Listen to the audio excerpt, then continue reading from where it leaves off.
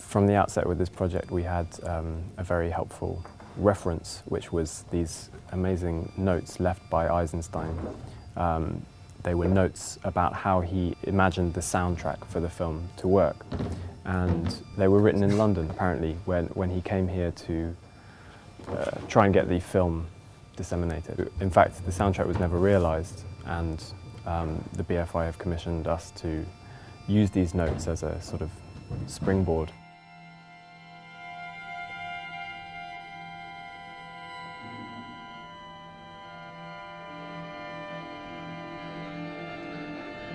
The notes are incredibly creative, and they're incredibly forward-thinking.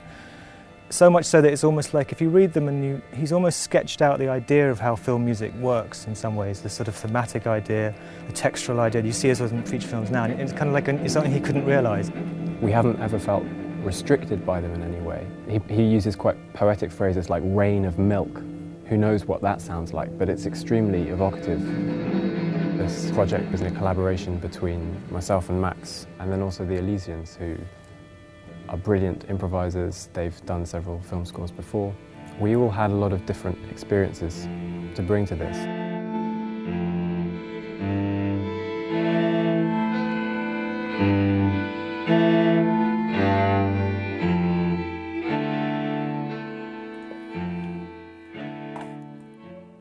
He talks about leitmotif and music, and then he talks about sound as well and Foley. But what's quite interesting is the blending, the blurring of the two, constantly the blurring of these two things, which is what you get very much in contemporary sound design. But I think it's just very poetically written quite at times. There's the harvest, the whole gamut of sound effects, from galloping horses to motorcycles, and ending with the rockets of the Opel automobile, perhaps in combination with brass instruments. He was envisaging music and sound and this sort of blur between the two. This is another one, the grasshopper, distant chirping. So that's, I suppose, a Foley request. At first muted and melodic. So that's a musical request, or is it?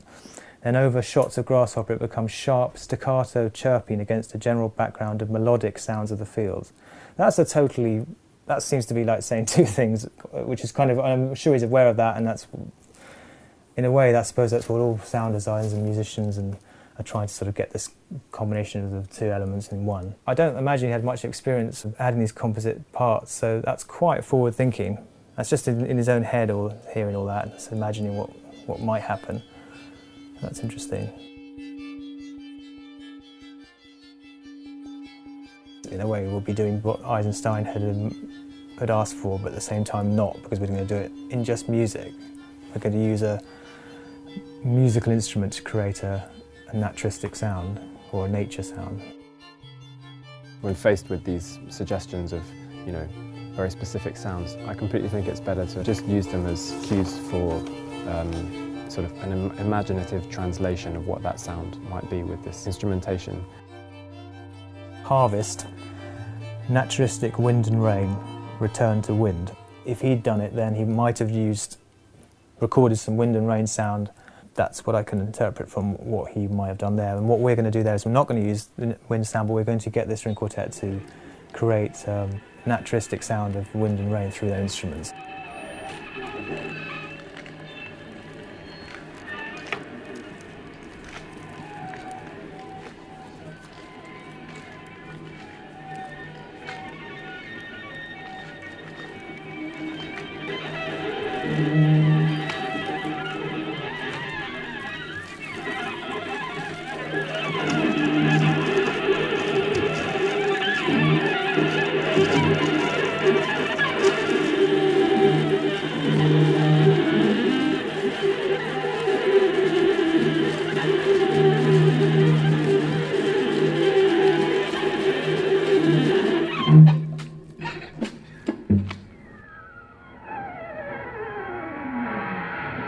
This is a film that we've been asked to look at by the BFI, and in regards to our scoring. What is interesting is I think it was Eisenstein given an opportunity to realise sound. It is incredibly abstract and quite wild, quite similar to his actual editing, which is very fast. I was chatting to Ed before we met up with the other guys, was that how abstract it was, how out there the sound was. It was like, oh right, so if this is what this is what the director wanted, and he was using sound in such a strange way, that it sort of meant that maybe we could as well, and we could do some strange things that would be just as arresting. I mean, the notes are unconventional, and it was great to sort of have this to sort of back that up, I suppose. He doesn't talk about music too much from a sort of musician's perspective, and that's been helpful actually. He definitely speaks in very visual terms, even when he's describing what sort of music he wants. There's this bit where he says, typewriter, comic distortion of the industrial theme, though beginning seriously. A Slavonic flavour comes into the industrial theme. Here we must find a special distortion, not of content, but in the nature of the optical distortion that is achieved with 28 lens. So I read that and I thought, what is that about? And found out that it was a recent invention of a lens, and it was to do with different depths of field.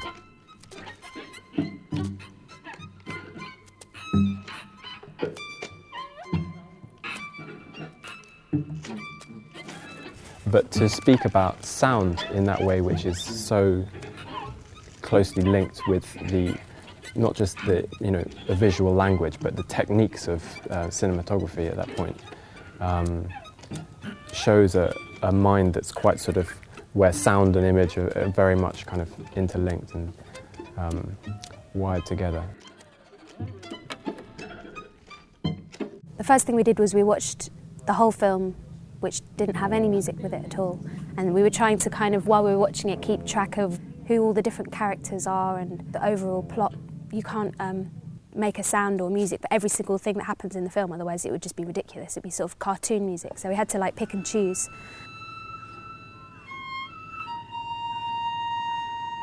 This sense of sort of Mickey Mousing, there was a risk that everything becomes super literal. And we think that that would sort of weigh the whole thing down. So we're keen to avoid that.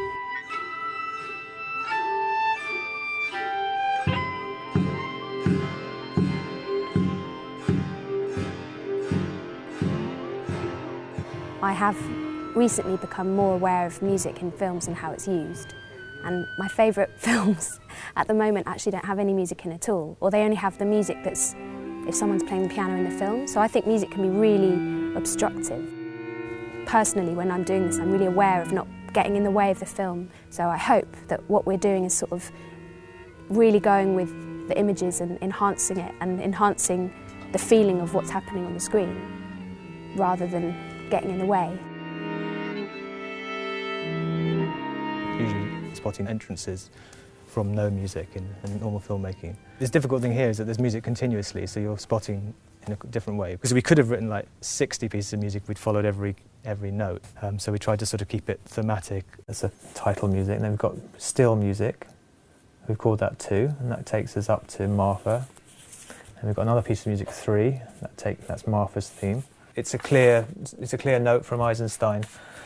It's one of his very clear music notes, which is definitely isn't Foley, and it's Martha dash music dash Martha's leitmotif. So, and that's how a lot of films work. They really do work thematically. He's realised that's the way to go, and it is the way it's done now, and also we've done it.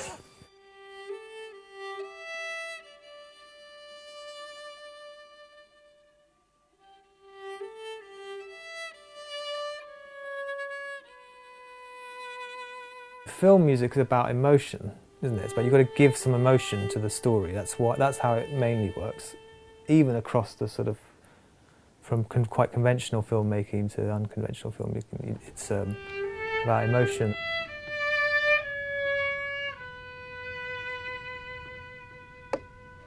Slightly major in music, but I think it's working in contrast to the images a bit. There's a sort of, I think we're really going with the landscapes more than the actual emotional place where Martha is, which is in trouble really. But we're going with spring, I think, with this kind of sound now.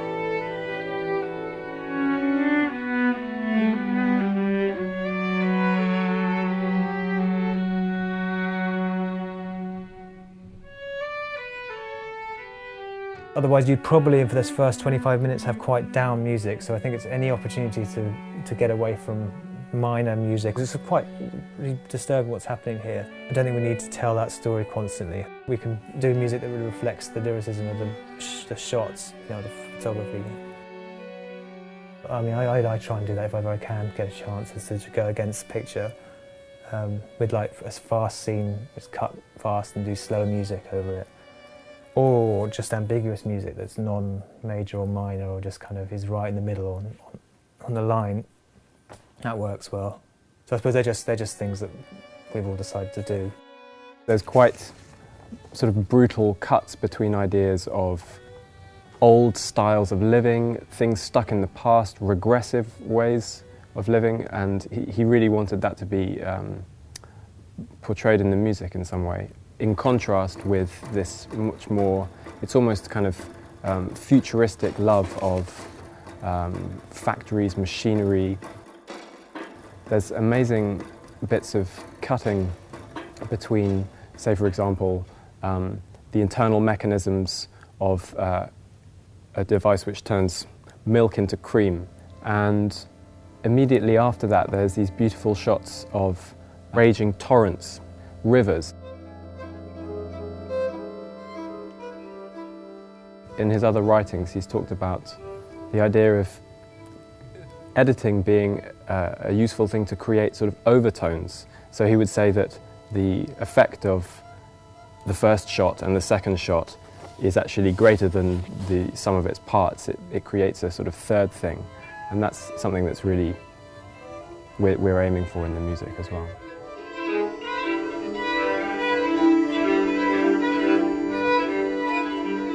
One thing that comes up a lot in the notes is to do with the idea of distortion and one sound distorting into another. There's this amazing bit where he's talking about sound design of cows mooing, and this then sort of being distorted and turning into the sounds of a baby crying, or a naturalistic breathing of a dog, but in the rhythm of a sheep. And that's pretty crazy. I mean, we didn't try and emulate that, but we've taken sort of something of the character of that idea, and using the string instruments, thought about what that would mean on a viola or a cello or something like that. Once we had got to the stage where we had agreed on certain characters for the different themes, it was really interesting to think about how we could sort of superimpose those things and how one type of music could distort into another. The mooing sound morphs really nicely into the construction side sounds, because it's just a short step from, and then you go, or do something on a chord, and then you could go back to the mooing sounds and turn it into a construction site sound. That might work. Yeah. Could do that, yeah. And you do yours like some do. of the sounds.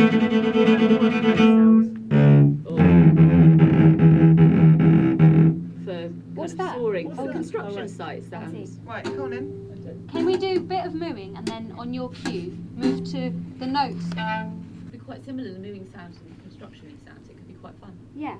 Because you associate it with whatever you see, so you kind of, that's how.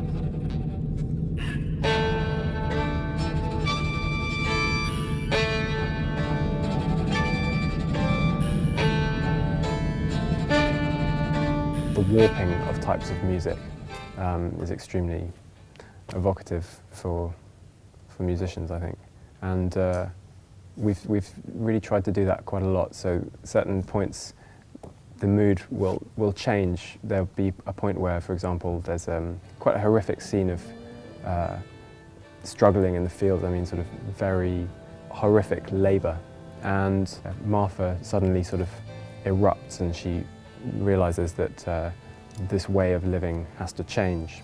She suddenly converts to this like sort of industrialised view. So at that point we have a sort of, you could say, a distortion of the music that's been going on before. If there are moments where there's just extremely rapid cuts, things will accelerate massively. One type of music will come back at a much higher pitch and played in a very sort of scratchy way. So this sort of pulling and pushing around of the music is something that we were really aiming for, and it's very much what he's talking about in his notes, I think.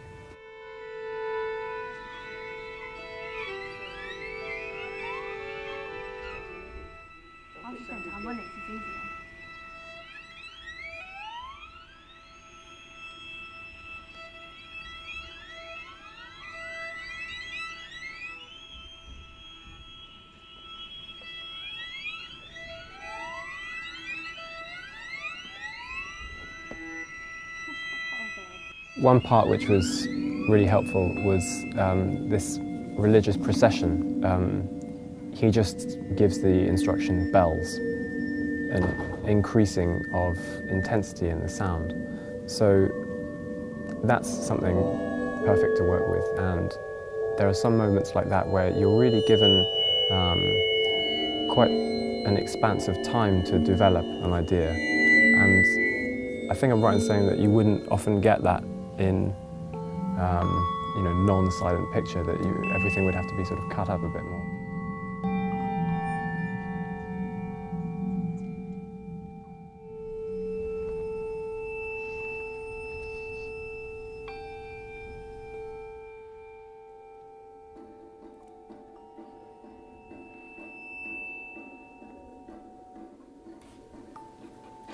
It was a pleasure to work with Mr. Eisenstein.